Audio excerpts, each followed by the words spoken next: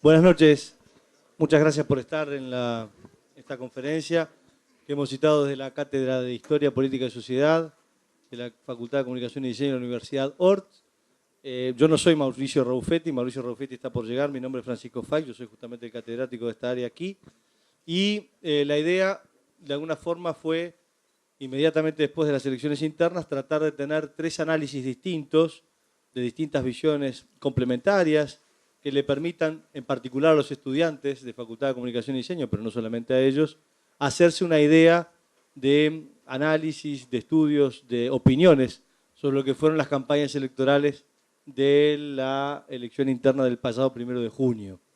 La idea en particular se le ocurrió sobre todo a Mauricio Raufetti, hay que decir las cosas como son, y por eso también es que lo vamos a recibir para que modere esta charla-conferencia. ¿Cuál es la idea nuestra? La idea nuestra es que cada uno de los panelistas, métanse para adentro nomás, falta todavía. Cada uno de los panelistas tenga unos 20 minutos más o menos para exponer acerca de sus principales opiniones sobre las campañas electorales y que posteriormente se abra un espacio a preguntas de todos ustedes para cada uno de ellos o para quien entiendan pertinente sea lo mejor, para tratar de alumbrar con nueva luz y mejor luz lo que ocurrió en las elecciones internas. Yo lo que voy a hacer es presentar ahora a Mauricio Raufetti, que está por llegar y que va a ser el moderador de este evento, que es periodista y licenciado en Comunicación Social por la Universidad Católica del Uruguay, es editor de Economía de la agencia France Press para América Latina y es por eso que está demorado. Como ustedes saben, Argentina está al límite del default desde ayer y como se ocupa de la parte de Economía de France Press y hablaba el ministro de Economía de Argentina ahora, 6:30, se demoró un poquito por eso y por eso le estamos esperando un poco. Fue corresponsal en Washington y secretario de redacción de AFP en Brasil, ha tenido una extensa participación en el programa En Perspectiva de Radio El Espectador y como analista de asuntos internacionales y es colaborador de los diarios The New York Times, The Guardian desde el Cono Sur. Así que ese es Mauricio Raufetti que va a moderar esto y lo que vamos a hacer es un orden que va a ser ¿cómo se llama? Alfabético, que era lo que no es. Esquivel primero, Superviel después y Valente al final. Saludamos en particular además a las autoridades de Ort y le agradecemos mucho al decano que está acompañándonos en particular.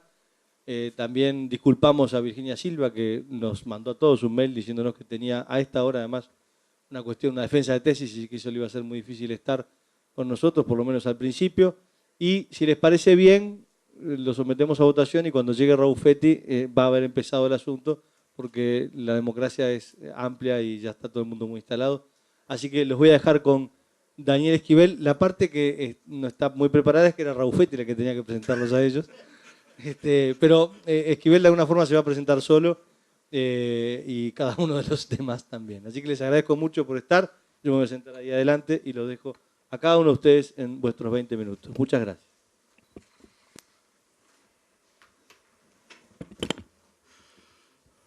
¿Se escucha?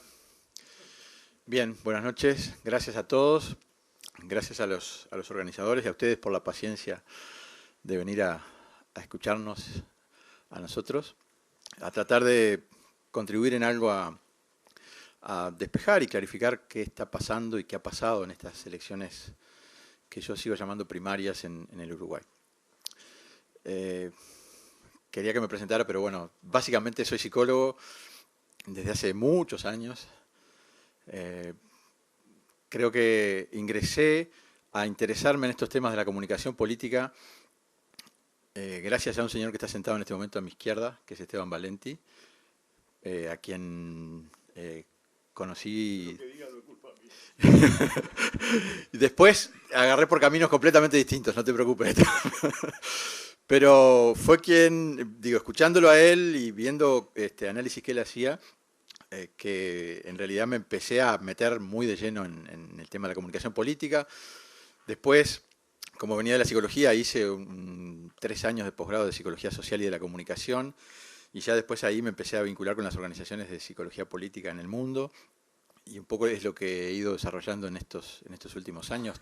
También en gran medida gracias a las posibilidades que nos da Internet, que a uno le permiten hacer 1000 cosas en 1000 lugares, estando de pronto en un pequeño lugar en el sur del planeta, la mayor parte del tiempo, y haciendo salidas relámpago a otros lugares, y a veces no tan relámpago cuando, bueno, es necesario. Y ahora, bueno, estoy siendo coordinador internacional del Máster de Consultoría Política de la Universidad Camilo José Cela de Madrid, entre otras cosas. Pero vayamos al punto, que creo que es lo importante.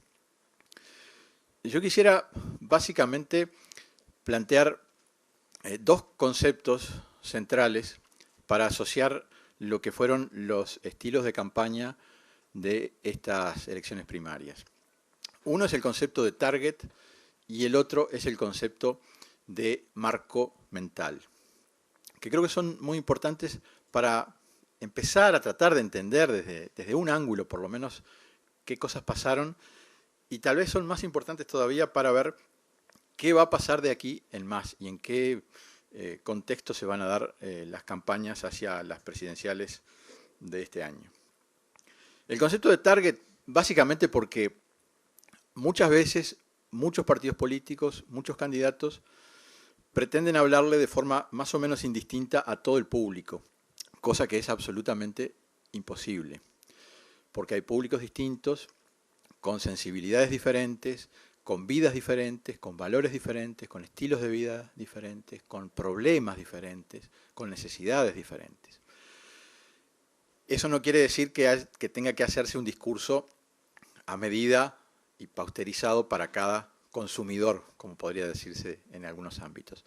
Pero sí que hay que afinar la comunicación para que se tenga bien claro a qué público o públicos se va a dirigir esa comunicación, con quién se quiere comunicar, para de esa manera ser más efectivo en el poder de llegada del mensaje. Eso en cuanto al concepto de target, de blanco, de público objetivo. Y en segundo lugar decía los marcos mentales. Hace algún tiempo, si bien es una idea que en psicología política se había estudiado antes, en Estados Unidos básicamente, un autor que fue bastante conocido a raíz de estos estudios, que es Lakoff, que es de filiación claramente demócrata, hizo algunas investigaciones sobre por qué los republicanos le tomaban una ventaja demasiado importante en tantas campañas electorales a los demócratas, y llegó a la conclusión de que en definitiva los candidatos demócratas y las campañas demócratas terminaban aceptando el marco referencial y el marco mental que les proponían los republicanos, y hacían su propia campaña dentro de ese marco que los otros les planteaban. Con lo cual, desde el principio y hasta el fin, estaban siempre en desventaja. Y entonces proponían mecanismos para reformular y plantear nuevos marcos, proponerle a la gente nuevos marcos mentales para procesar y asimilar la información política y finalmente llegar a tomar decisiones. Lo cual efectivamente generó todas unas pequeñas revoluciones grandes revoluciones dentro por lo menos del establishment pensante del Partido Demócrata para generar estas cosas. Hago esta introducción porque me parecen dos elementos o dos variables de lo más interesantes en esto que viene pasando en las primarias uruguayas. Y básicamente yo diría que es interesante analizarlo en la campaña de Lacalle Pou y en la campaña de Tabaré Vázquez. Yo creo que la campaña de Bordaberry en particular no llegó a acertar todavía, me parece, en cuanto a la definición precisa de su target y tampoco en cuanto al marco mental que le propone a los ciudadanos. Me parece que Bordaberry generó un refrescamiento de la imagen colorada que parecía muy difícil, muy complejo. Lo hizo hace 5 años. Para resumirlo simplemente, no es un proceso de un día, sino que es un proceso de cierto tiempo. Seguramente eso fue parte de un proceso que no solamente él hizo, sino que fueron haciendo algunos sectores de la sociedad uruguaya. Y no termina en este momento, me parece a mí, a partir de la lectura de las elecciones primarias, de definir bien precisamente ahora, después de lograda ese refrescamiento de la imagen, cuál es su público y cuál es el marco que le propone a la gente. Creo que eso sí estuvo mucho más definido en las otras campañas. En la campaña de Lacalle Pou, que yo vi como la mayor novedad, bueno, no es novedad, no lo vi yo como la mayor novedad, que lo hemos visto todos como bastante novedoso. Creo que justamente la definición de un target fue el primer acierto estratégico que creo que tuvo esa campaña, que lo diferenció claramente de su competidor en la primaria y que posibilitó una cierta ola o facilitó una cierta ola de entusiasmo con su candidatura. Habitualmente, cuando se define el target en una campaña, se suele apelar a variables que pueden ser políticas, que pueden ser ideológicas, que pueden ser sociológicas. En este caso, yo encuentro que la campaña de la calle Pou apuntó mucho a un target casi psicológico o psicográfico, a un target vinculado con determinados modos de sentir, de ser, de actuar, de relacionarse, y con una sensibilidad relativamente nueva o emergente que buscaba justamente cosas novedosas, distintas, diferentes, diferenciales. Yo lo llamé simplemente para tomar un elemento de lo que fue la campaña de la calle Pou, viéndola desde afuera, por supuesto en mi caso. Yo lo llamé el segmento de los rebeldes con causa. O sea, de mucha gente que se siente rebelde en el sentido de no estar conforme con sus vidas o con algunas cosas que entienden que pasan en el entorno, ya sea del país o de algunos aspectos del país. Que a su vez quieren modificaciones no extraordinariamente confrontativas, que a su vez quieren verse a sí mismos mejorando, ver su entorno mejorando, tal vez desde un punto de vista social, económico, cultural, que además se sienten, y creo que están muy bien retratados en los spots televisivos en particular, se sienten gente sensible, abierta, libre, bastante independiente. No es el electorado tradicional del Partido Nacional al cual parece dibujar ese segmento poblacional. Pueden haber muchos que sí sean votantes de varias elecciones, pero no es una definición clásica y típica de lo que puede ser el votante del Partido Nacional. Creo que la audacia estuvo ahí en apuntar justamente para una elección primaria o interna, donde uno supone que va a votar fundamentalmente gente que ya está vinculada al interior del partido. La audacia estuvo en apuntar de otra forma, apuntar de un modo totalmente diverso, totalmente alterno, no tradicional. Es más, si uno mira la forma en que es presentado el candidato a lo largo de la campaña, ve eso mismo, esa especie de cosa fresca, que quiere ser renovadora, que quiere ser distinta, que se quiere salir de los cánones, que explícitamente dice, se espera que nosotros ataquemos a los demás políticos y sin embargo yo no los ataco, sino que hasta a veces los elogio. O sea, como un corrimiento deliberado del lugar donde se esperaba que estuviera un candidato tradicional del Partido Nacional. Un movimiento hacia otro lugar distinto. Seguramente en consonancia con demandas de la sociedad. Estas cosas yo creo que no las inventan los políticos. Yo creo que, en definitiva, se trata yo veo la sociedad como un conjunto de olas y se trata de que cuando las campañas son buenas porque llegan efectivamente y provocan entusiasmo, generalmente es porque están como cabalgando sobre alguna de las olas que andan moviéndose por la opinión pública, nadie las inventa. Y yo en particular creo que esas olas están primero desarrollándose y moviéndose en la sociedad y después los sectores políticos o los partidos o los candidatos pueden cabalgarlas de alguna manera en la medida que las interpreten, que las entiendan y que sepan cabalgarlas. Entonces, ese target, esa apreciación de una sensibilidad diferente, yo creo que es una de las peculiaridades de las características de la campaña de la calle Pou. Más allá de la calidad o que yo creo que es muy buena de la producción misma de la comunicación electoral que realizó. Por otro lado, con todo esto, le propuso a los uruguayos un marco para pensar la política nacional, que es el marco de lo nuevo frente a lo viejo. como de lo novedoso frente a lo antiguo, que en definitiva es la manera en la cual la campaña se produce, pero además es la manera que la campaña busca que la gente piense, es el marco que le ofrece para que mentalmente el votante se meta en ese marco, se incluya y piense en función de esos criterios. Que en definitiva fue bastante exitosa. Habían personas que me preguntaban, bueno, ¿qué magnitud tienen esos segmentos que podrían aceptar esos marcos mentales y que podrían constituir ese target en la sociedad uruguaya? ¿Alcanzan para ganar? Yo francamente no tengo un estudio con números y con elementos exactos para decir eso.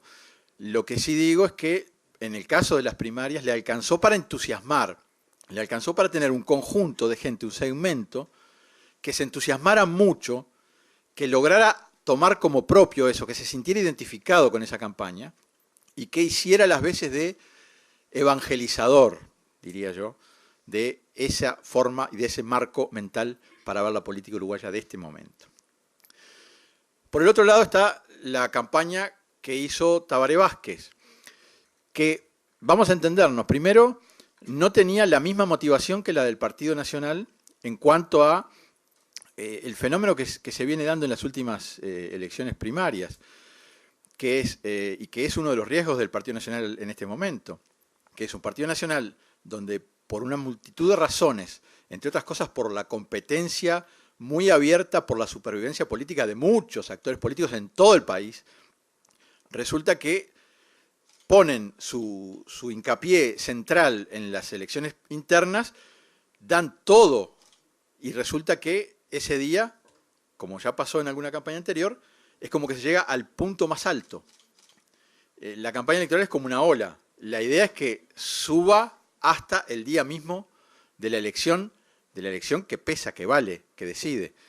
En el caso del Partido Nacional ha pasado muchas veces que el punto más alto de la ola está el día de las elecciones primarias. Y esa es una dificultad importante, grande, me parece, para su propia estrategia. En el caso del Frente Amplio, eso no existía, digamos, esa urgencia de que el día de la elección primaria la ola estuviera en su punto más alto. También es cierto que ahora estamos hablando con el diario del lunes, y es muy fácil, o sea, yo tampoco preví creo que el único que previó el fenómeno en la calle Pou fue el Turco Abdala, que escribió ahí en Facebook una serie de cosas hace como un año y pico, y que vio con anticipación mucho de lo que iba a pasar. Pero la campaña del Frente, y de Tabaré Vázquez en particular, tuvo ese eje del vamos bien, que de alguna manera apunta a un público también, a un target bastante específico, que es un target importante, que es el constituido, ya no es una segmentación psicológica ni demográfica, sino que es el público constituido por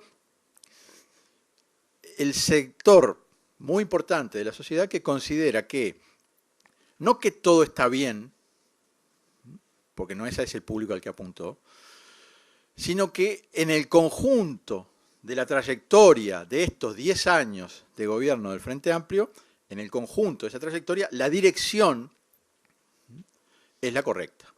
Creo que ese es un poco el público al que apuntó. Con lo cual, seguramente para una elección interna que tenía del otro lado una figura con propuestas bastante más transgresoras, digamos, con respecto al discurso oficial frente amplista, tal vez ese vamos bien fue un concepto que para el proceso de las internas pudo haber dado un rendimiento importante, aunque posiblemente no alcanzara como para entusiasmar en ese momento de las internas, y menos sabiendo que Tabaré Vázquez iba a ser el candidato del Frente Amplio a la presidencia. Por otro lado, el marco mental que le propone la campaña de Tabaré Vázquez es claro y es conocido. O sea, ¿por qué vamos bien? Y bueno, porque el Frente Amplio en 10 años logró revertir un proceso que los partidos tradicionales habían hecho de otra manera muy distinta durante mucho tiempo, toda la historia anterior del país, o buena parte. Entonces, el vamos bien recoge un poco eso, ¿no? Propone también ese marco de decir, bueno, somos nosotros en estos 10 años, en la trayectoria y en el rumbo que llevamos, frente a lo que otros han hecho en el pasado, en el cual no íbamos bien. Ese es el marco mental que propone para pensar la política del Uruguay en este tiempo. Esto creo que es natural por alguna de estas cosas que haya causado más entusiasmo en la campaña de la calle Pou, me parece a mí. Porque apelaba más a esa cosa del entusiasmo y movía más, y tal vez apelaba a un sector que por su propia característica de cierta rebeldía, de cierto inconformismo, de ciertas ganas de hacer cosas diferentes, de ciertas ganas de innovación, por esas mismas características tal vez ese segmento puede ser más apasionado y puede haberse animado mucho más a salir a dar la batalla verbal, la batalla social, la batalla en la conversación, que en definitiva es una variable esencial y estratégica, diría yo, en cualquier campaña electoral, es cuánta gente logras que dé la batalla por ese mensaje, cuánta gente lo siente como propio y lo sale a dar. Entonces me parece que eso era más motivador, inclusive que el vamos bien de Vázquez, que podía ser un tanto tradicional y hasta, viéndolo de un lado un poco paradójico, hasta conservador, en el sentido de mantenimiento del rumbo. Hay algo para conservar que es el rumbo, hay algo para mantener. Por supuesto que ahora se abren otras historias, otras alternativas, otros procesos. Creo que las cosas, hay una serie de incertidumbres en cuanto a cómo va a encarar cada uno sus próximas campañas.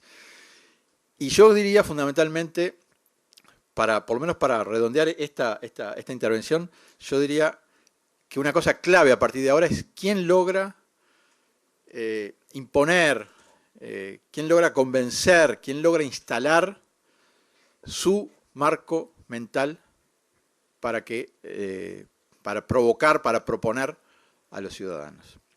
Porque, a mi modo de ver, si uno analiza las primeras declaraciones de Tabaré Vázquez enseguida de las primarias, parece haber aceptado el marco mental que le propone la calle Pou, de lo viejo frente a lo nuevo. Si uno mira algunas declaraciones de Bordaberry inmediatas, también parece haber aceptado ese marco mental. El tema es que si los otros partidos aceptan el marco que les propone uno de los partidos o uno de los candidatos, puede ser una estrategia bastante riesgosa. Cuando en definitiva, Bordaberry tiene determinados elementos como para configurar un marco mental propio, distinto al del Partido Nacional y distinto al del Frente Amplio. Y el Frente Amplio tiene también elementos importantes, en particular justamente porque está ejerciendo el gobierno desde hace 10 años. Y porque puede tener un elemento y un marco que es muy importante en materia política en todas partes del mundo, que es el marco de problema-solución.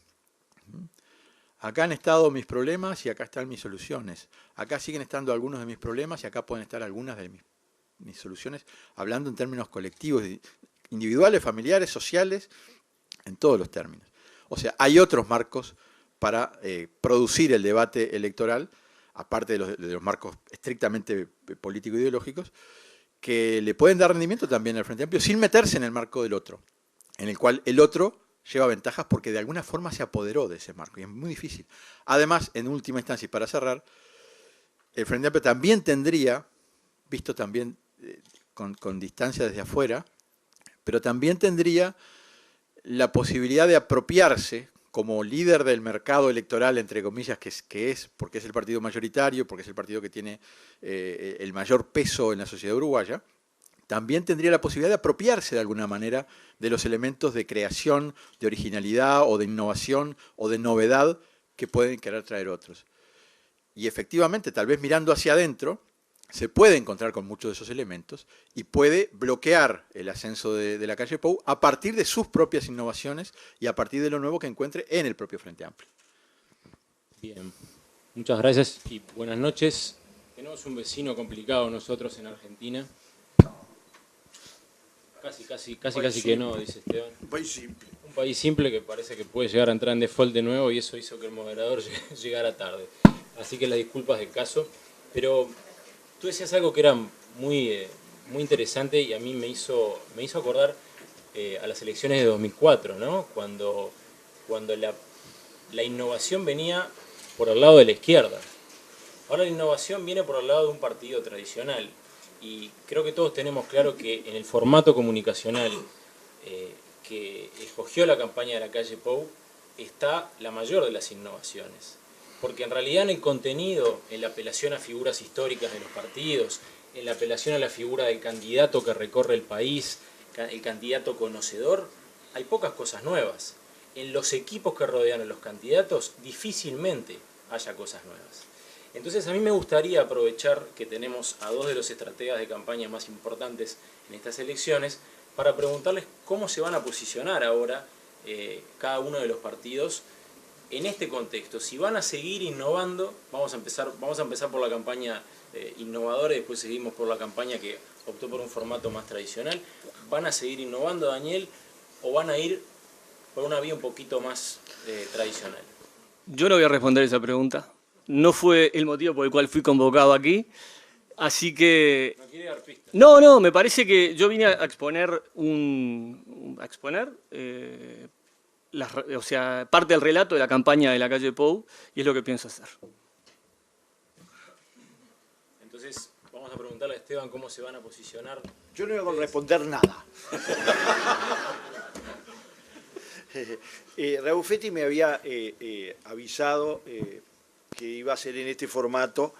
Yo quiero aclarar varias cosas por un problema de mínima honestidad intelectual. Primero, agradecerles porque después de una campaña que usó 60 horas de televisión, solamente los sobrevivientes somos capaces de asistir, y después nos estamos preparando en medio de la mayor catarata informativa del planeta, que es el campeonato de fútbol, donde hay 37.000 millones de palabras por cada patada. Venir a un evento de esto y prepararse para el 27 de octubre, hay que ser un mártir de la comunicación. Así que ustedes ese título lo han ganado. Segundo, cuando entraba acá, uno de los asistentes dijo una gran verdad, socrática. Dijo, mira, acá de novedad no vas a encontrar ninguna, nos vamos a ir todos con las mismas ideas que trajimos. ¿Por qué? Y porque por más esfuerzo que hagamos, una campaña analizada en medio de la campaña se basa en el principio inverso de lo que decía Napoleón. Napoleón decía, si ves a tu enemigo equivocarse, no lo interrumpas. Compañeros, amigos, estudiantes, yo lo que tenga que decirle a mi campaña, se lo digo a mi campaña. ¿Está claro? Es decir, no vengo y lo expongo en medio del salto en sus críticas y en su... Voy a esbozar algunas cosas muy breves. Tercer elemento...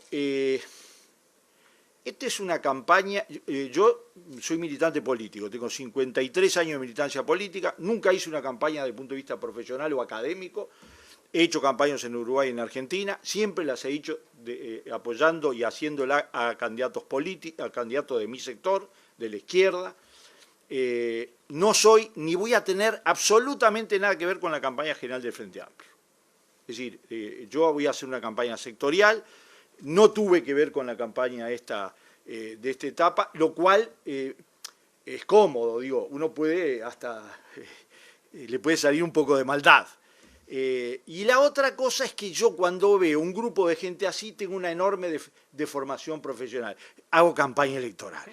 Se los confieso y porque me gusta ser claro en ese sentido. No hablo desinteresadamente, no logro hacerlo porque yo hago eso, campaña electoral.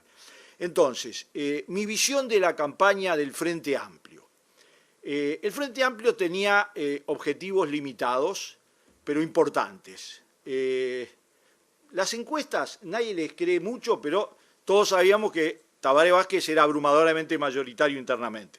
Y como el primer objetivo en una campaña electoral del Frente Amplio, y en particular del Frente Amplio, es elegir el candidato, porque los organismos son decorativos, es decir, la Convención Nacional y la Convención Departamental son decorativas, es decir, no tienen peso, nosotros somos tan superiores que decidimos que sea los organismos nuestros los que decidan y mandaten a los delegados.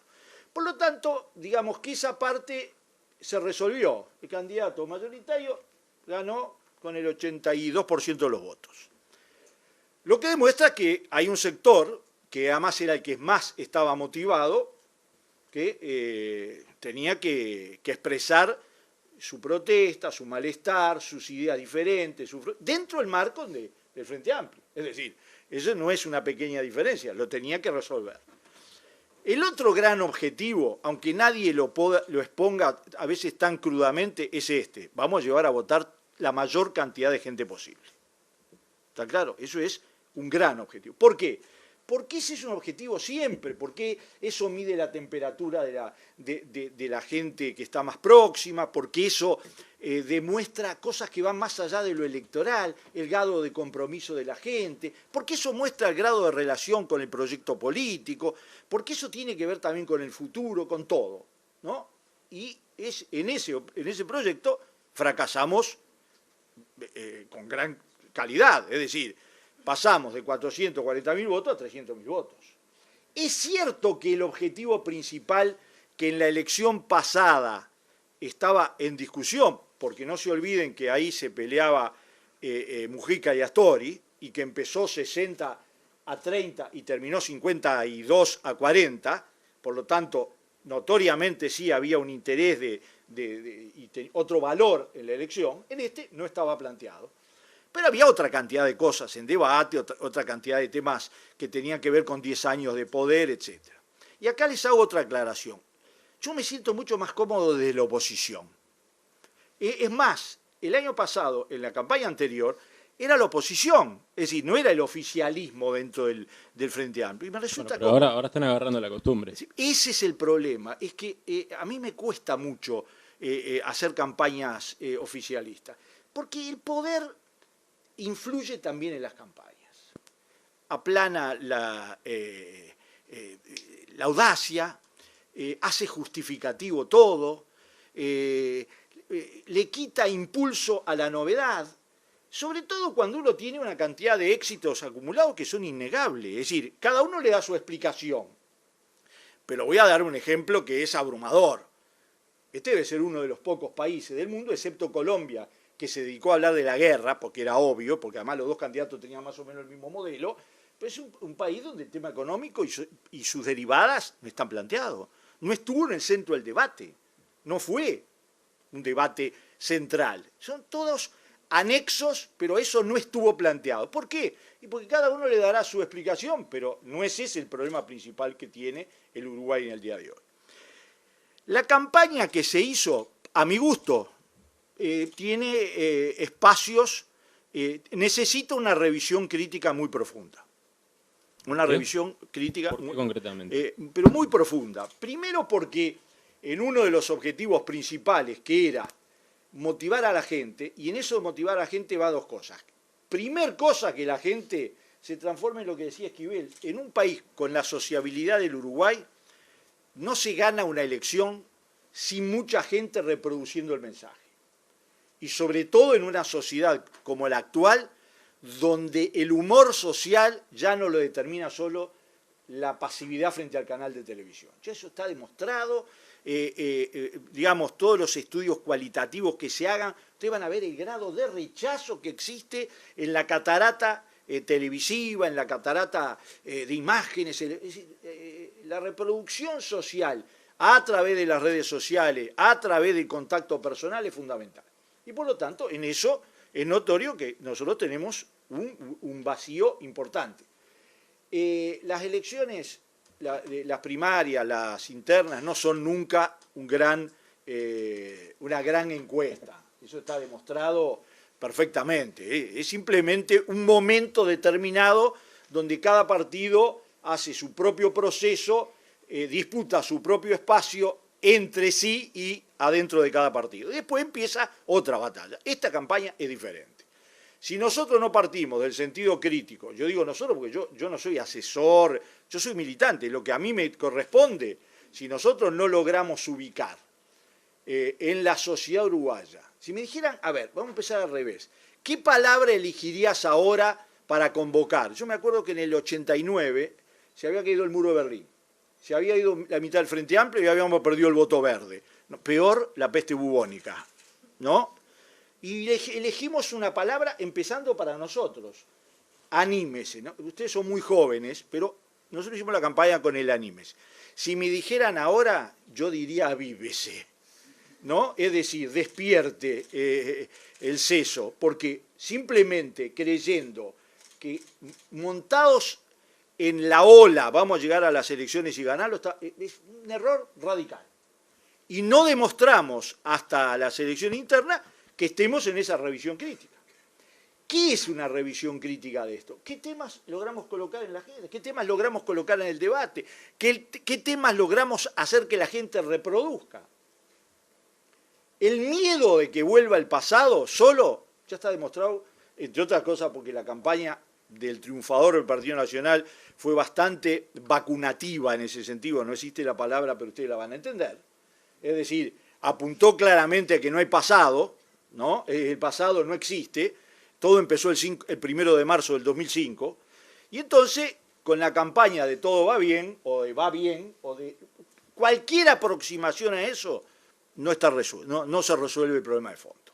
Es decir, en la sociedad uruguaya hoy hay avances económicos, sociales, de bienestar que están incorporados a la identidad de la sociedad uruguaya de manera natural, como algo que es más mérito de la sociedad que mérito del Estado y de la política. Y entonces, si no logramos, y esto no tiene que ver solamente con las elecciones, o que haya gente que reproduzca el mensaje, esto tiene que ver con forma y contenido. Una campaña electoral en Uruguay tiene una parte importante de contenido, de formas, de imágenes, es decir, ustedes ninguno vio La Paradoja, pero es una de las campañas más recordadas. Todo el mundo cree que fue una corneta, pero fueron todos mensajes con un alto contenido ideológico y político. Bueno, si la izquierda, si el Frente Amplio no logra refrescar y responder las grandes y nuevas preguntas que tiene la sociedad uruguaya, que se han generado a partir de los cambios que se produjeron en la sociedad uruguaya, y no lo hace desde el punto de vista del discurso, desde el punto de vista del programa, del proyecto, no del programa porque es un libro, sino del proyecto, de las grandes ideas motoras de una nueva etapa, de la idea de una nueva etapa y sus fundamentos. Y eso también en las formas se expresa, también partiendo de la base, y con esto termino, que todo también depende al público que uno se va a dirigir. Está claro que cuando uno tiene un público fijo, un piso de 43%, la tentación de dormirse en los laureles es impresionante.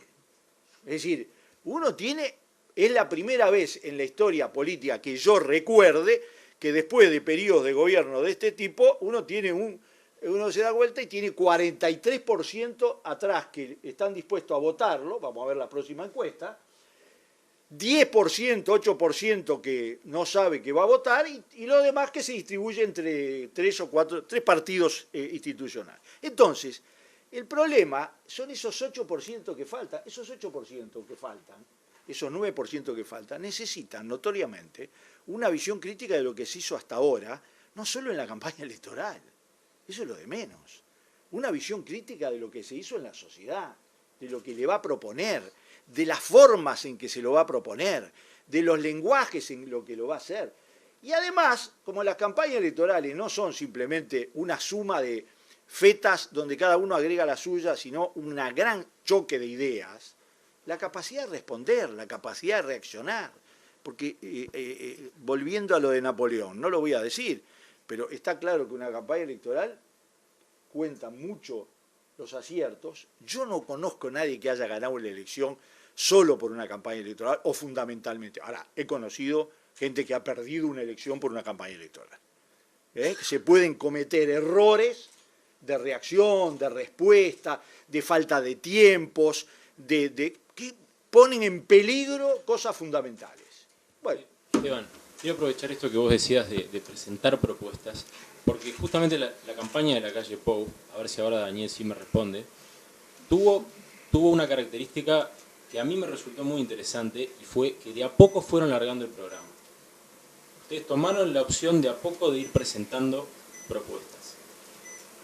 Y además hicieron mensajes, hicieron publicidades que fueron innovadoras desde el punto de vista de lo que nos interesa a muchos de los que estamos aquí, que es el formato. Me gustaría, Daniel, que hicieras un resumen de cómo trataron de posicionarse ustedes para quedar finalmente como la campaña innovadora, porque en definitiva creo que todas las partes reconocen que así lo fue. Bueno, Ahora me voy a contar. muy bien. Gracias, Mauricio. Compañero, 7 años de la agencia France Press. Bueno, yo soy periodista, trabajando en un comando de campaña. Me cuesta ponerme el saco de militante porque soy esencialmente periodista. Y mi análisis o la exposición que no voy a hacer, manejaba más bien un relato que en parte contestaba tu pregunta. La pregunta de por qué fuimos largando la agenda de a poco y por qué, a juicio tuyo y de la opinión pública, eso fue algo innovador. Es una muy buena pregunta que requiere una respuesta que va a lo humano. ¿Por qué? Creo que parte de la virtud que tuvo Luis Lacalle Pou en esta campaña interna, no hay que olvidarse que es interna, que no son campañas nacionales, para las elecciones nacionales, fue elaborar en torno a su figura política, a su figura de precandidato, una propuesta que iba muy de acorde con lo que es Luis Lacalle Pou como persona. O sea, yo siempre estuve del otro lado del mostrador, viendo a los políticos y tratando de sacar la estrategia atrás de la estrategia y decir, bueno, él hace esto para esto o hace esto para esto. Trabajando cerca de Luis Lacalle Pou, me di cuenta que Luis fue construyendo la estrategia que en un momento empezó a llamarse por la positiva, en torno a cómo él se sentía cómodo en la vida y su vida es la política. O sea, Luis es un político nato, empezó a militar desde chiquito, creo que fue diputado a los 24 años, y tiene una forma de relacionarse con la sociedad y con sus colegas en el Parlamento y bueno, en la arena que él se mueve desde la política.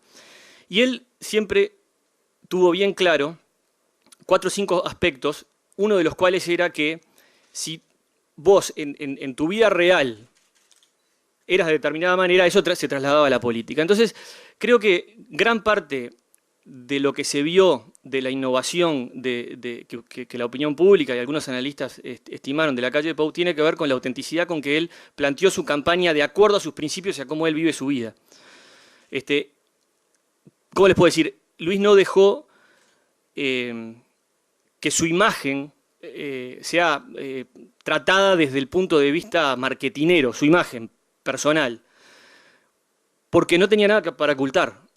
Y creo que ahí está una de las claves sobre las cuales Luis fue tejiendo una serie de variables, entre las cuales está esa agenda de gobierno, que acá están, ¿no? Que creo que fueron muy importantes a la hora de Luis sentirse muy firme en su propuesta ante el electorado, y a su vez permitieron a todo el grupo de técnicos que lo rodeaban, salió por ahí el número 260, coordinado por Pablo da Silveira, permitieron expresar una mirada y una propuesta para el país que a su vez iba de la mano del discurso que Luis hacía en todos los estrados en los que se paraba.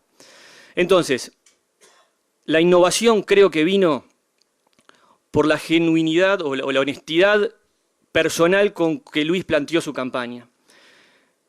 Y creo que eso fue un diferencial que se notó y que la gente terminó reconociendo y terminó aceptando y terminó votando. Por algo terminó Luis ganando la interna y por algo, bueno, se habla, tengo el diario El País.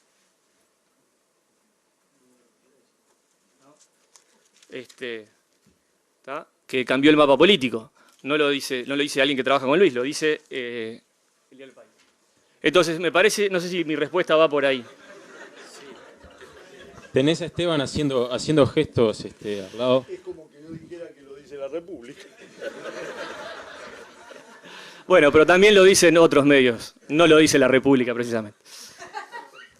Bueno, yo quería aprovechar algo que dijo Daniel cuando el moderador llegaba tarde, no Superviel, sino Esquivel, que tiene que ver con el choque generacional que se va a producir o que se produjo en esta campaña.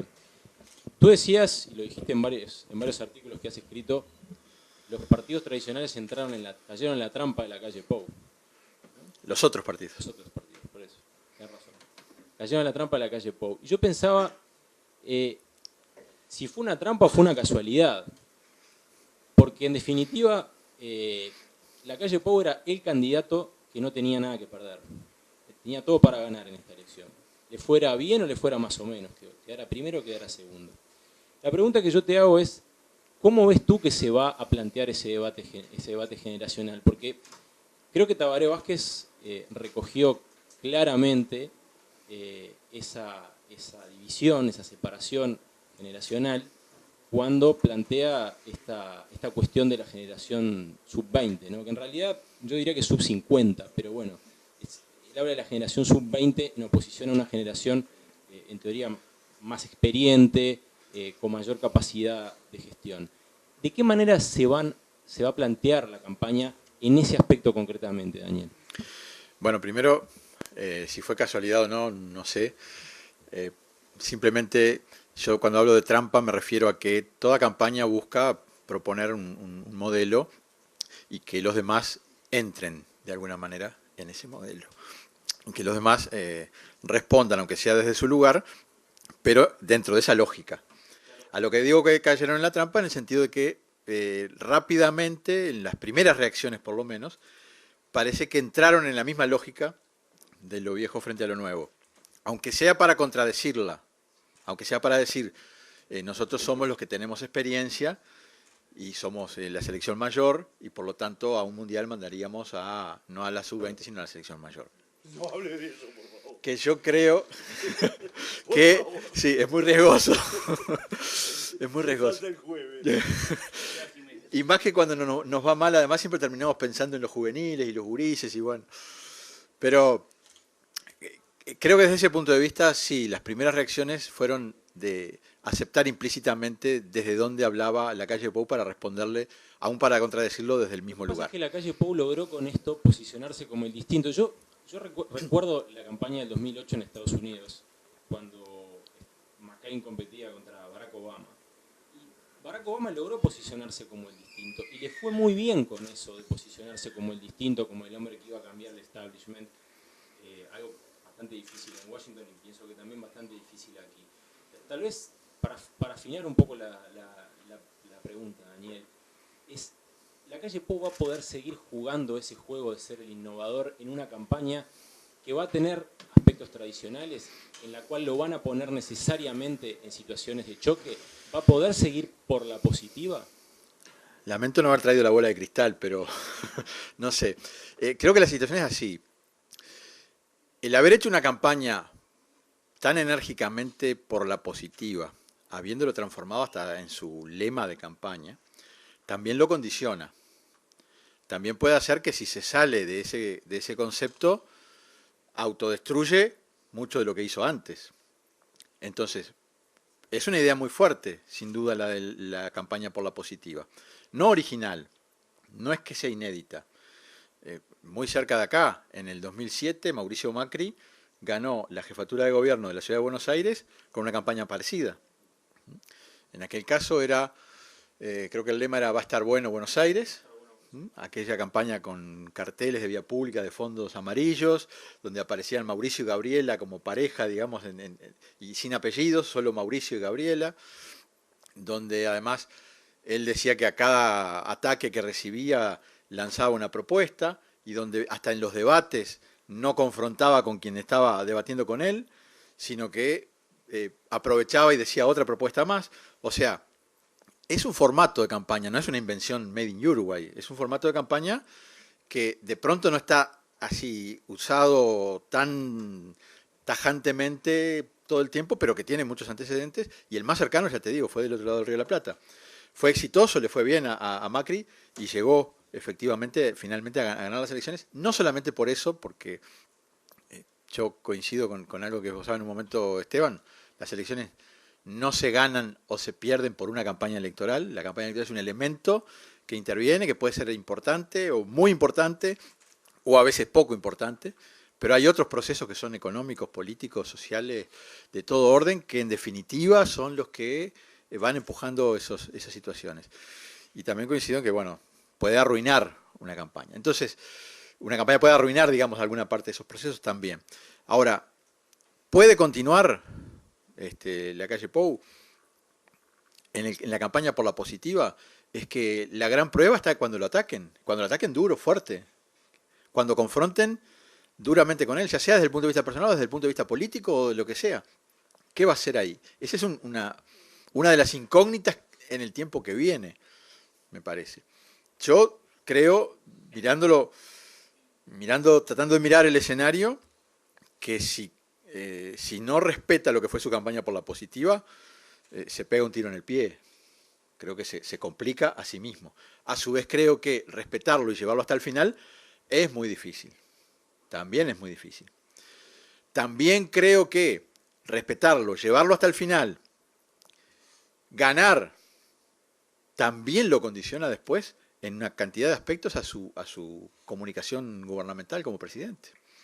O sea, es un desafío muy importante, no solamente electoral, no solamente político, inclusive hasta humano, te diría yo. Porque cuando se entra en esa etapa aquí me entra la deformación profesional del psicólogo, pero cuando estás en medio de un debate, de un conflicto, de que te ataco, que me defiendo, que no me defiendo, te saltan las cosas que nos saltan a todos, que hay que procesarlas muy bien para poder seguir hablando por la positiva, proponiendo, no cuestionando a los otros, no respondiendo en los mismos términos. Es muy complejo. Entonces, depende un poco de cómo se dé todo el escenario. Además, el otro aspecto complejo es, ¿y el entorno? Porque, por ejemplo, yo vi en una declaración televisiva a pocas horas a pocos días de la elección, a la calle Pou contestando lo de la sub-20, mejor dicho, contestando, no contestando, diciendo, tengo 30 respuestas para esa pregunta, pero las dejo guardadas acá en el bolsillo. Y los periodistas no lo sacaron de eso, él salió con una sonrisa, salió bien, pero al otro día habían 2 o 3 operadores conocidos del Partido Nacional contestando duramente a eso. Hoy mismo yo veo, por ejemplo, en Twitter, operadores de su propio partido que, por ejemplo, le responden duramente a Sendik. Entonces, ¿hasta dónde se puede mantener y sostener esa campaña? Es muy, muy complejo. Una pregunta difícil para Esteban, que la tenía guardada para el momento que alguien hablara de Sendik. ¿Qué le aporta Sendik? ¿Qué le aporta la campaña que hizo Sendik a la campaña general del Frente Amplio con vistas a las presidenciales, Esteban? Bueno, voy a contestar eso. Yo creo que el peor error que cometería la izquierda, el Frente Amplio, es aceptar el desafío de que en realidad la campaña es cómo nos paramos ante la campaña de la calle, ¿no? Vamos a entendernos claro, Tabaré Vázquez sacó más votos que la calle, en términos absolutos. Así que empecemos por lo elemental. Segundo, el Frente Amplio debe basar su campaña en la realidad. Leída por nosotros, no es que existe una realidad igual para todo el mundo, porque eso no sería un país. Yo que vengo de una cultura que tenía esa impronta, yo sé cómo se cae eso. Por lo tanto, quiero decir claramente que el problema del Frente Amplio es esa lectura de la sociedad, cómo lo transforma en una fuerza electoral, cómo lo transforma en el hecho de que hay que ganar otro gobierno y por qué no es simplemente darle continuidad, sino hay algo nuevo que conquistar, algo que entusiasme, algo que le dé otras cosas. Y yo me he pasado todos estos días, porque soy bastante enfermito, pensando cómo hacerlo, desde que terminó las elecciones internas. Y tengo algunas ideas para cumplir con lo que planteaba el espectador. ¿No? Es imposible que yo las venga a plantear acá, es obvio, pero es un gran desafío. Pero el gran desafío no es un problema formal, porque el otro problema es que esto se empieza a parecer a esa cosa de un público que no es el uruguayo. Es decir, el uruguayo podrá no ir a votar, pero es difícil encontrar gente con más cultura ciudadana que los uruguayos. Y yo he hecho campaña en la Argentina, he hecho campañas en otros países, y les puedo asegurar que el uruguayo medio tiene un nivel tal de conocimiento y de manejo de los temas políticos, tiene el sistema de partidos más antiguo del planeta. Y eso se basa no en los partidos, sino en la gente, porque los partidos sin la gente se demoronan. Entonces, vamos a entendernos claro, acá el problema es tener en cuenta en primer lugar a los electores, en primer lugar la sensibilidad social, en primer lugar las grandes preguntas que se formula la gente, que muchas veces desde el poder es muy difícil percibir, porque el poder, el primer peligro del poder es que satura los niveles de reflexión crítica. Y por lo tanto, uno se transforma en autorreferencial. Entonces, si nosotros creemos que explicando todo lo bueno que hemos hecho, esa es la gran tarea, estamos en el horno. ¿Qué temperatura tiene el horno? No sé. Eso depende de muchas cosas, depende de nuestros adversarios, pero desde el punto de vista nuestro estamos en el horno. Entonces, acá no se trata de cuán bueno es cada uno haga lo suyo, que cada uno transmita su mensaje, que cada uno encuentre sus formas, que cada uno combine sus aspectos humanos, sus aspectos anagráficos, para el Tano que está acá sabe lo que quiere decir anagráfico, es decir, las edades, que cada uno combine las edades con las novedades como le parezca, eso es un tipo de problemas. La campaña tiene un elemento clave, es la gente. Algunos lo llaman target y lo diferencian, otros lo llaman de otra manera, pero es así. Es decir, el que no parta de ese se equivoca. Y no siempre son lo mismo. El problema es que cuando uno está en el poder y tiene 43, 44% de base, el peligro es mirarse los pies, mirarse el ombligo. Es una tentación horripilante. Yo, compañeros, amigos, como ven, estoy acostumbrado a ir a reuniones donde son todo el mismo palo, excepto en la tertulia. 9 años de la tertulia con Mercader al lado. Entonces, ya se imaginan que en eso he desarrollado una capacidad crítica muy, muy sólida. Y lo escuchamos. Por eso, entonces, yo creo que la mayoría del Frente Amplio decidió que el que aportaba algo complementario a la fórmula de Tabaré Vázquez era Raúl Sendic. Aportaba edad, aportaba una experiencia determinada de gestión, aportaba un resultado electoral, Yo tengo que confesar que a mí nadie me dijo que en esta elección íbamos a elegir a vicepresidente. Eso lo digo con toda claridad. No me lo dijo nadie. Es más, no creo que si el resultado hubiera sido diferente, alguien le hubiera dicho al otro que era candidato a vicepresidente. No creo. Pero, ¿saben qué pasa?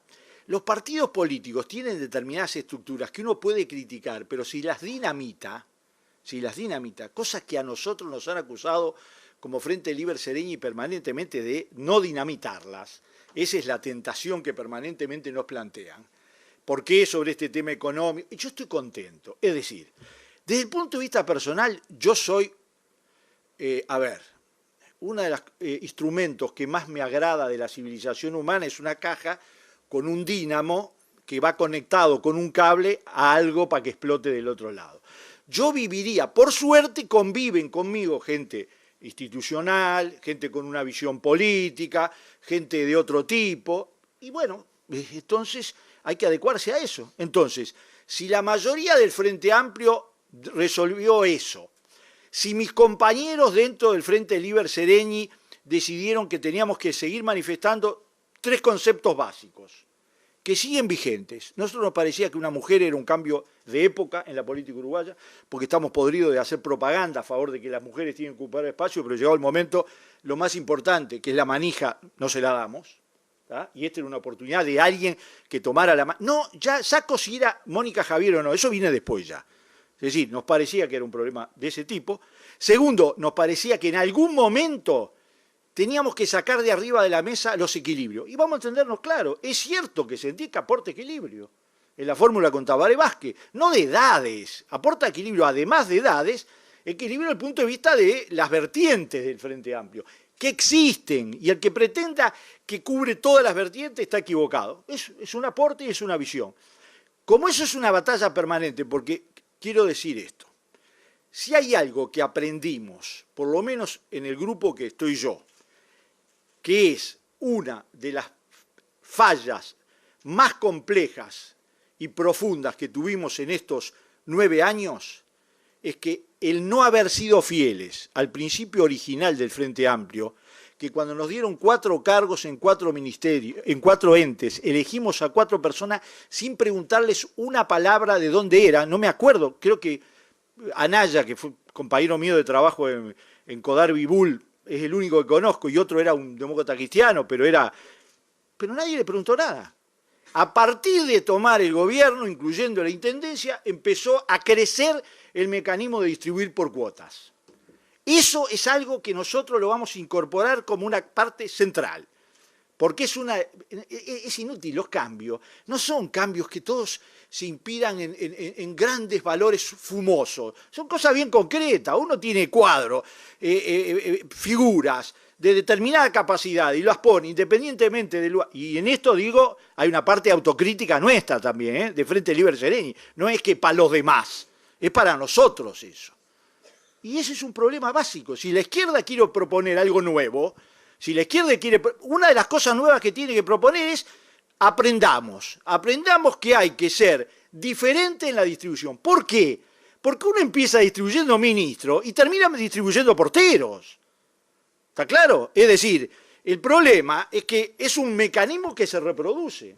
Entonces, como teníamos esa visión, nos parecía que era llegado el momento de resolver eso, de que no era por equilibrios. Y además, yo voy a agregar una cosa, siempre agrego una cosa además, que después sale en los diarios. Yo creo que efectivamente una de las cosas nuevas que podíamos y teníamos que haber incorporado es la idea de que el Frente Amplio, es cierto que le toca las cosas a cada uno, hay un equilibrio, porque lo hay, no está escrito en ningún lado, pero lo hay. Pero hay compañeros que ya les tocó la Intendencia de Montevideo y la Presidencia de la República. Y sería bueno que pensáramos que de ese vertiente dieran lugares a otros compañeros. Contestada la pregunta, ahora abrimos el juego al público. Le quiero pedir a Daniel una breve reflexión. Bueno, te lo voy a decir ahora. Una breve reflexión sobre cuál es para vos el principal desafío comunicacional que tenés ahora por delante en la campaña que viene. El mayor desafío comunicacional, yo creo que el mayor desafío es político. O sea, la estrategia comunicacional, si no va de la mano de la estrategia política y del planteo político del candidato, creo que genera una tensión, genera un ruido que tarde o temprano la opinión pública, los ciudadanos, que coincido con Esteban Valenti, Uruguay es un país sumamente involucrado, interesado y con una opinión política muy fuerte y muy vivo, es un pueblo muy vivo, se da cuenta de ese tipo de cosas. Y esa contradicción al final creo que perjudica a aquella persona que prioriza lo comunicacional por sobre lo político. En ese sentido, creo que Lacalle Pou ha demostrado ser un político muy astuto, muy sabio, y lo que ha sido su derrotero en las internas, en este año y poco que ha estado jugando en las grandes canchas, tanto es así que termina siendo candidato a presidente, ha demostrado, por medio de su forma, con su estilo y con su estilo de hacer política, ir derribando muros, ir generando ese tipo de consensos que permitió generar esa alianza grande que se llama Todos hacia Adelante, que terminó triunfando en la interna nacionalista. Entonces, a tu pregunta, creo que el desafío es más político que comunicacional y en ese sentido, coincidiendo con lo que dice Daniel Esquivel y varias tesis que hay en la vuelta, la de Gerardo Caetano que leí en Búsqueda el otro día, Uruguay se tiene que acostumbrar permanentemente a que hay olas renovadoras. Y tal vez Luis esté en una de esas olas, pero lo que mandan son las urnas y creo que eso es lo lindo y lo sagrado del Uruguay, ¿no? Esa población, como dice Valenti, sumamente interesada, sumamente metida en la política.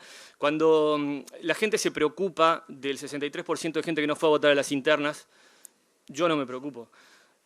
Creo que las elecciones internas y esa noche de las elecciones internas, la población uruguaya estuvo sumamente prendida, mucho más que con Tinelli o con un partido de fútbol. O sea, todo el Uruguay vibró con el discurso de Vázquez, con cómo reaccionaba Lacalle Pou, con el discurso de Lacalle Pou. Entonces quiero decir que y de la Rañaga, es verdad. O sea, creo que la población uruguaya sintió muy fuerte esas elecciones internas, más allá de que no haya ido a votar. Y que no haya ido a votar, a diferencia de lo que piensa mucha gente, para mí es un signo también de confianza en la democracia, en el sentido, cuando éramos chicos nosotros por ahí teníamos que jugar y te mandaban a alguien mayor a que te mirara a ver si no hacías ninguna judeada o no sé cuánto. Una vez que creciste, que tuvieron confianza en vos, bueno, ya dejaron de ir. A medida que nos alejamos de la dictadura, creo que la población uruguaya, no involucrada directamente como Valenti, que es militante fuerte, ¿no? O sea, dice, bueno, que resuelvan los partidos y yo después, cuando esté el menú pronto, no me den el premenú, denme el menú. Y ahí, cuando esté el menú fijo arriba de la mesa, ahí voy y voto. Entonces, en ese sentido, a tu pregunta, creo que el desafío es político y la comunicación seguramente de Luis va a acompañar la estrategia política que haga la calle Pou. Me gustaría entonces pasar a preguntas del público. No sé si tienen micrófono, Pancho, o ¿tienen micrófono? ¿Usamos este?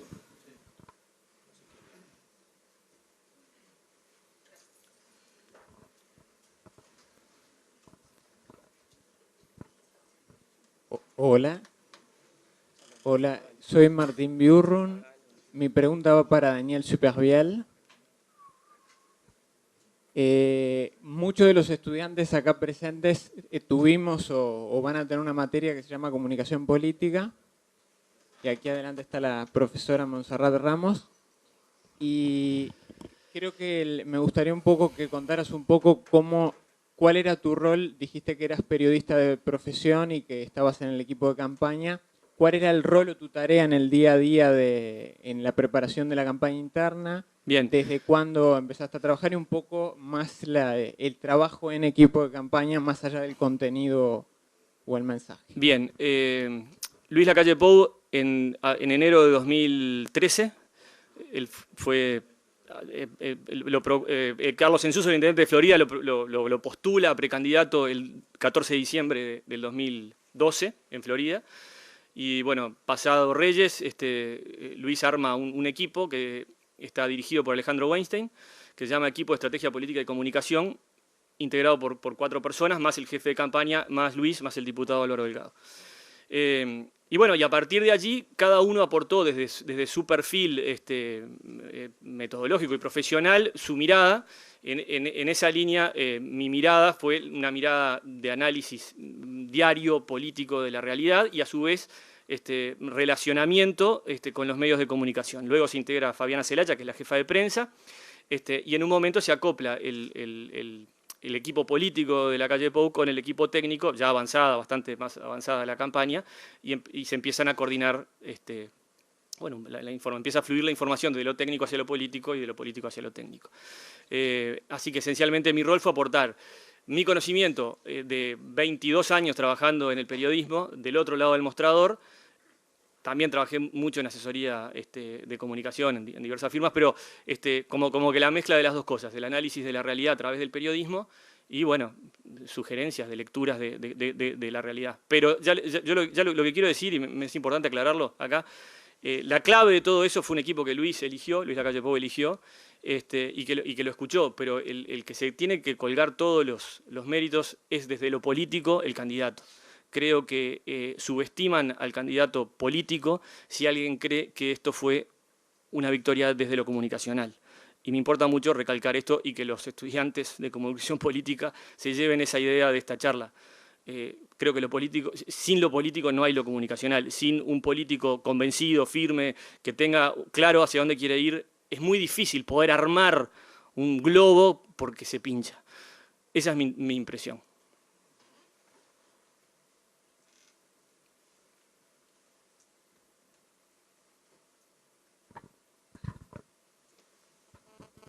Siguiendo en esa línea, tú trabajabas, sí, para ti también, Daniel, hablabas del mensaje desde el punto de vista político antes que comunicacional, ¿no? Yo calculo que ustedes van un poco más allá cuando uno arma una campaña.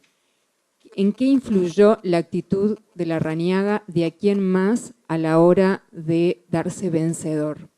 No sé si soy muy clara. A ver, voy en este sentido. Cuando uno prepara una campaña, si uno se da ganador, bueno, se imagina cómo puede ser la reacción del otro, y creo que en este caso la calle Pou toda la previa la trabajó en ese abrazo final, ¿no? Ese abrazo que se iban a dar en el Partido Nacional. La calle reaccionó de una manera y creo que todo el mundo se asombró de cómo quedó desfigurado, por decirlo de alguna manera, Larrañaga, y que no respondió de igual forma como fue el mensaje de la calle Pou. De alguna manera eso incidió de aquí en más en la campaña, que Larrañaga al día de hoy todavía no se muestre, no se manifieste, no muestre como partido. Carezco de información para responder esa pregunta. Pero comunicacionalmente no te va a afectar. Habría que verlo. ¿Qué pasa? Yo lo que veo, y lo vi en esta campaña, es que hubo mucha gente que desde el pupitre que da ser un importante politólogo o un experto, pronosticó y decía, va a pasar esto, va a pasar lo otro, esto no puede pasar, esto, y le erraron.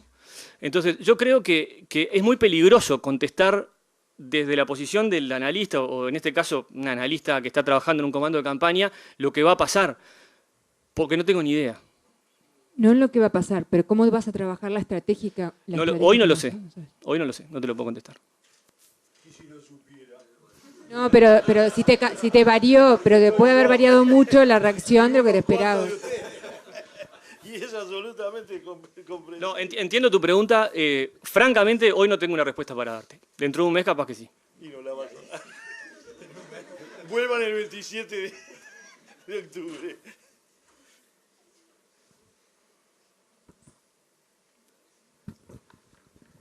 Buenas. En sí es una pregunta media para Esquivel y para Superville. Bueno, Esquivel comenzó diciendo que primero tenía que definirse un determinado target, y en base al determinado target, ese target va a tener una determinada condición socioeconómica, cultural, determinados valores, etcétera, etcétera. Por ende, cada campaña va dirigida a un target que Valenti, por ejemplo, definió para la calle Pou, que eran todos aquellos que se olvidaban de la historia, digamos, ¿no? Que del 2005 para atrás no había. Entonces, si Superville considera que definieron un determinado target, ¿cuál es? ¿Qué piensa Esquivel? Y si tiene algo en común con el target que definió Bordaberry. Bien, voy a contestar por mí, en lo que me corresponde. Yo creo que cada campaña hay que verla en el proceso, y en este caso tenemos una campaña que recomienza ahora sobre algunos ejes que van modificándose desde el punto de vista electoral, porque están definidos los actores, están definidos una serie de asuntos, pero además porque nos vamos hacia una elección obligatoria donde va a participar los altísimos porcentajes que siempre participan en las elecciones uruguayas. Eso implica que hay que volver a ajustar todos los detalles, volver a ajustar el target, volver a ajustar el mensaje, volver a ajustar absolutamente todo.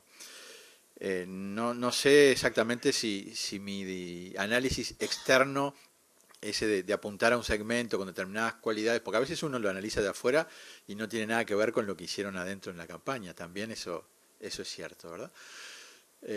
Entonces no sé si mi análisis de ese perfil más o menos psicográfico casi, de un público importante al que se le dirigía y que constituyó después el evangelizador del mensaje de la calle Pou, si es el que pretendió buscar o no la campaña. De todas maneras me quedó sonando algo sobre la pregunta sobre Larrañaga, porque me parece que no es un dato menor, que es uno de los elementos que se introducen a partir de la noche de la elección en el escenario hacia octubre. No solo la derrota de Larrañaga, sino la actitud de Larrañaga esa noche, lo que está pasando con Larrañaga estos días, la nominación de él como candidato a la vicepresidencia, y ahí se genera también toda una zona de interrogantes y hasta de contradicciones, diría yo. Porque por un lado me da la sensación que la nominación de Jorge Larrañaga como candidato vicepresidencial no va en la misma dirección renovadora o nueva en la que venía la campaña de las internas. Me parece que no va en la misma dirección. Larrañaga es un candidato muy tradicional en su discurso, en su forma de hablar no solamente en un acto, sino en cualquier entrevista televisiva que se le pueda hacer o radial. Es un candidato además, bueno, con una trayectoria larga, importante. Es un candidato que hasta en todo su estilo de comunicación, por lo menos, no tiene que ver con esa frescura que plantea la calle Pou. Pero por otro lado, seguramente hay elementos políticos que tienen un valor importante. Se me ocurre que Larrañaga, con la experiencia parlamentaria que tiene, puede ser a la hora de gobernar un elemento de diálogo, de conexiones, de contactos, de negociaciones, que desde ese punto de vista puede ser aprovechado de manera importante. Y lo otro que yo quería dejar, y que fue lo primero que me sonó cuando ella mencionó a Larrañaga, es que yo creo que la escena, o las escenas de esa noche, si bien Larrañaga apareció caído, derrotado, golpeado, me parece que se puede haber generado, estoy especulando, estoy observando y especulando, pero se puede haber generado una corriente de cierta simpatía o empatía emocional también hacia Larrañaga, que es la empatía hacia el hombre golpeado, que además lo dice, lo muestra, tal vez sin cálculo político, me imagino en ese momento, pero muestra lo que siente, lo que le pasó y lo que le pasa por dentro. Aparte de que es inocultable en su cara, en sus palabras también es obvio. Y yo ahí les recomiendo leer un artículo que me pareció fantástico, que salió hace pocos días en Voces del Frente, un artículo creo que es de Onir Sartú, que describe, creo que con muchas cosas muy interesantes lo que ocurrió esa noche y lo que sintió mucha gente, inclusive pensando distinto a Larrañaga y desde tiendas diferentes, pero en cuanto a esa línea emocional. Entonces, ¿qué puede pasar con la presencia de Larrañaga en la fórmula? Y yo creo que es muy contradictorio. Por un lado, no es lo mismo, no es la renovación, lima un poco ese aspecto de lo nuevo. Por el otro lado, tal vez puede aportar algún elemento de negociación y también de empatía emocional. Veremos. Muy breve a tu pregunta. El target me preguntaste. Nosotros sabíamos que Valenti no nos iba a votar. Entonces, a partir de Valenti, todo era target. El optimismo es ilimitado. En realidad buscaba un poco más de especificidad, en el sentido de juventud, por ejemplo, lo de la canción, esa que quedó resonando, la forma, los colores, las fotos, en ese sentido, porque... Mira, no, va tu pregunta. Al ser una elección interna, no obligatoria, vota el allegado o cercano al Partido Nacional. Entonces, yo no llego a la disquisición psicológica, creo que en el equipo tampoco se llegó a tanto, pero se buscó el target del votante nacionalista o el eventual votante nacionalista. Ese era el gran target, ¿no? O sea, contestando una pregunta un poquito más fina a lo de Valenti. Sí, yo quiero hacer una aclaración. Yo creo que todos apuntan a target mucho más ambicioso de lo que después le pegamos. Eso está claro. Segundo, que en general los targets no son por negación.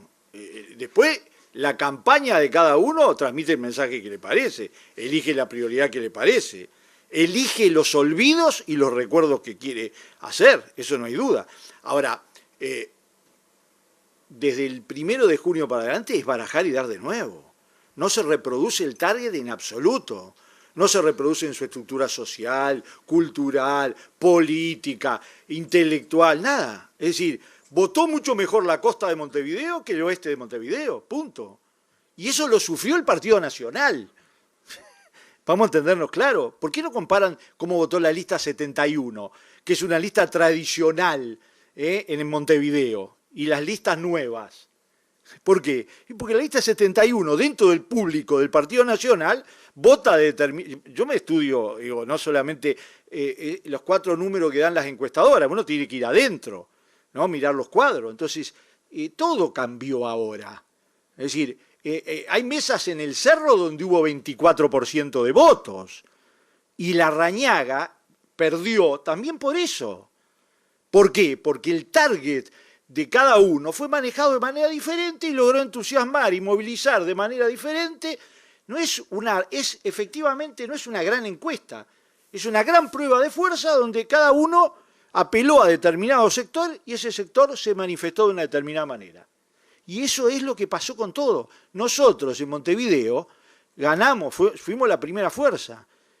Tenemos en las encuestas 45, 48%, y sin embargo no conseguimos más del 30 y pico % de los votos. Por lo tanto, lo que no logramos es que la gente decodificara políticamente y humanamente y personalmente de que tenía que ir a votar por determinadas cosas.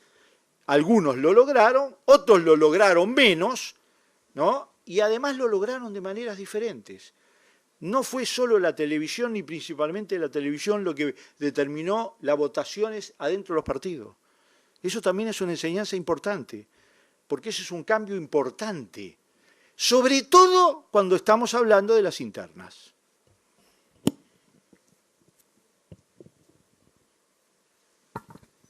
Buenas noches. Una pregunta para Daniel Esquivel, que veo que es el único que no está o no trabajó directamente en una campaña. Y creo que se ha omitido un poco el análisis de la campaña de los Colorados.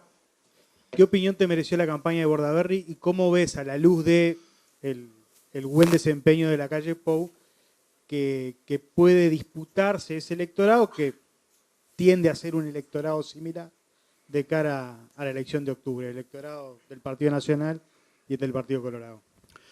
Y yo veo dificultades justamente por eso en la campaña de Bordaberry, ¿verdad? Creo que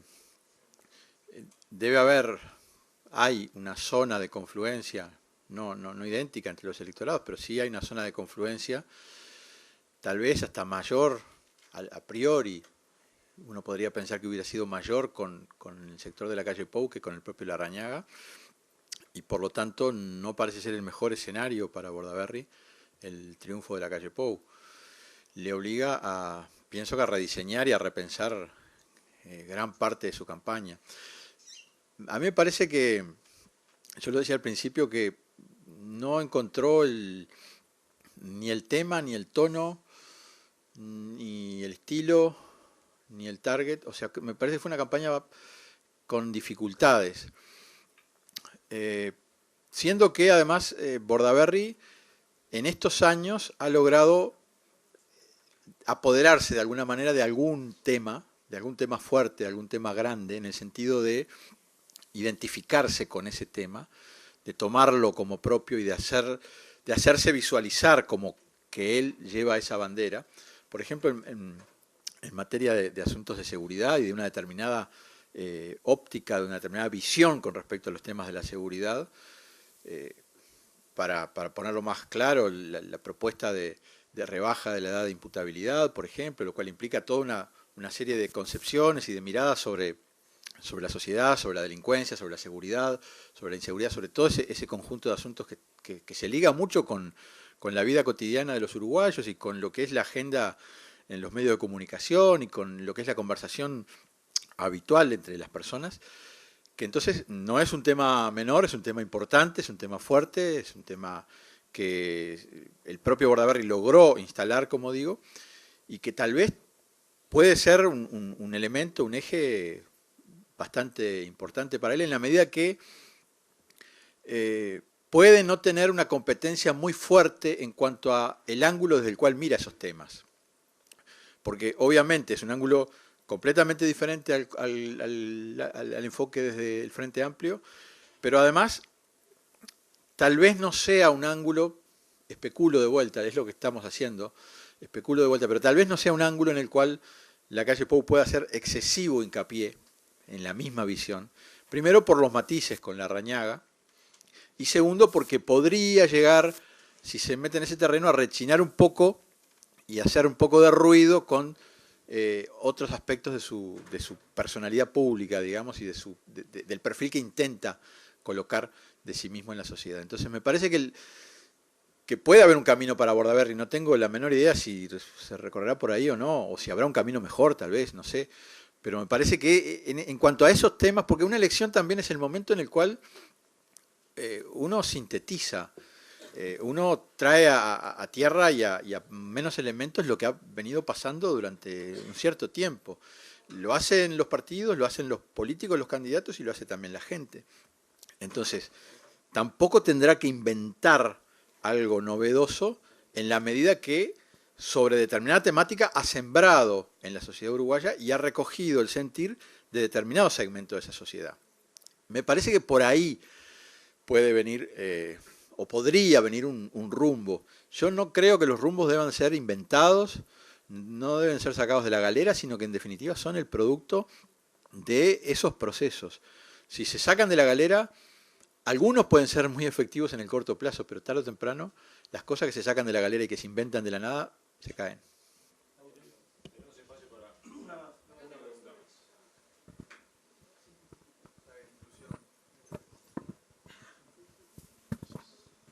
Buenas noches. La pregunta para cualquiera de los tres. ¿Qué creen que motiva a la gente a votar, teniendo en cuenta que insólitamente los programas de gobierno se dan después de los resultados de las primarias?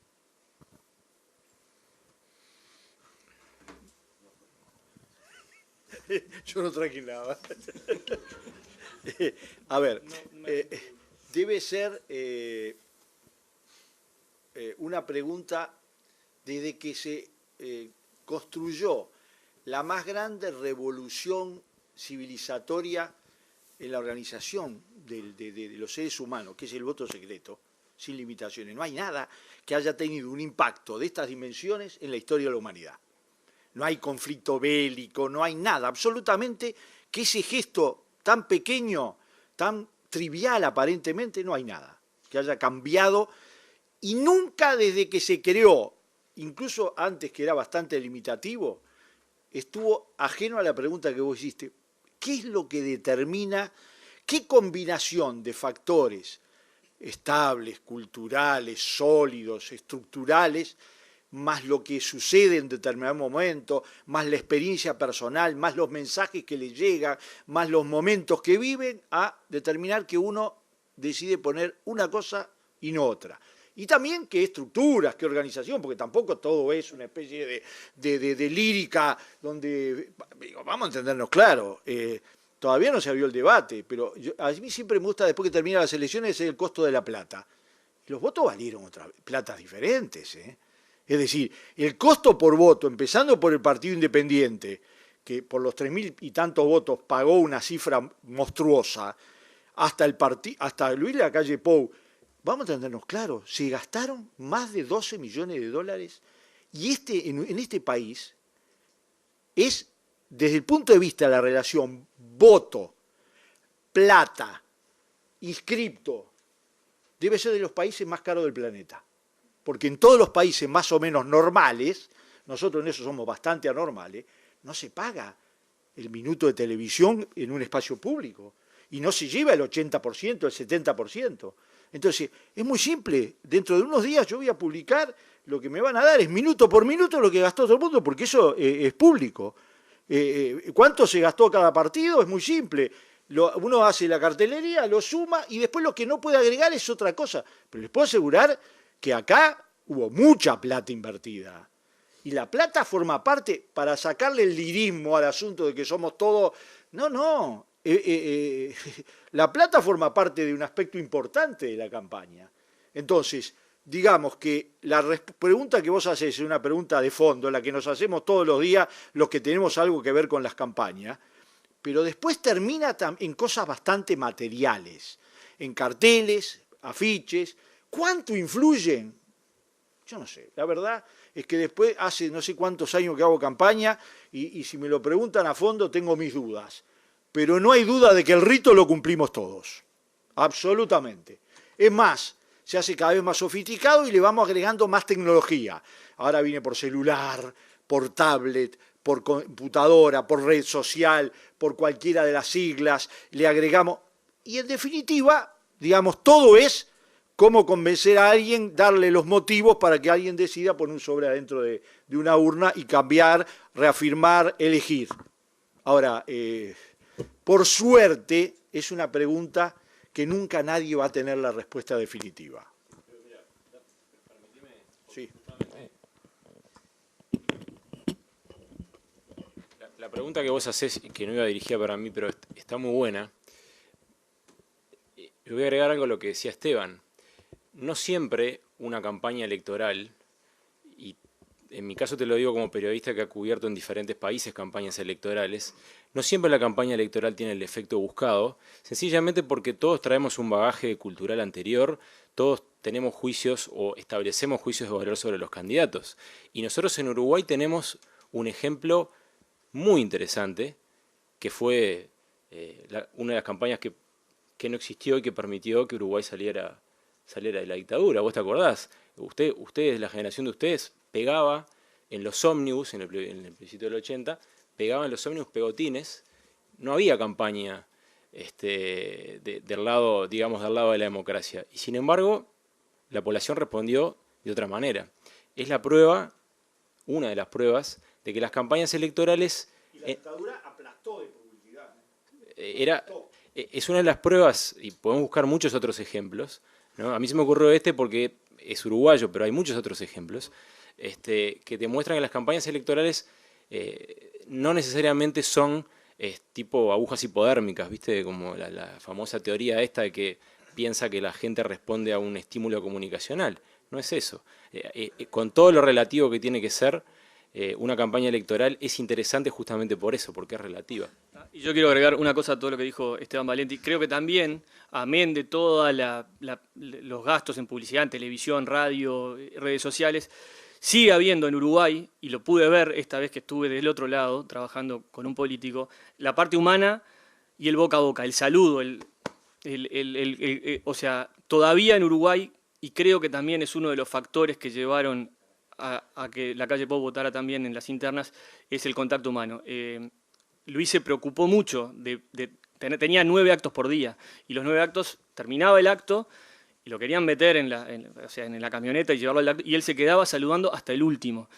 Y yo creo que ese contacto humano también ayudó, además de todo lo que dice Esteban, y creo que es importantísimo en la política, sobre todo en un país de 3 millones de habitantes. Creo que todavía lo humano y el boca a boca que genera lo humano, no sé si no tiene más poder que lo que pasa en los medios y en las redes sociales. De izquierda a derecha, Daniel Esquivel, Esteban Valenti, Daniel Superviel, muchas gracias por todo este rato que estuvieron con nosotros. Mauricio Raufetti también como moderador.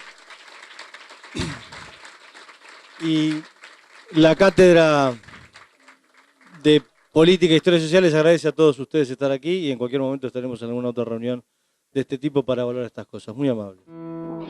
Asuntos Públicos. Para conocer mejor, para saber más.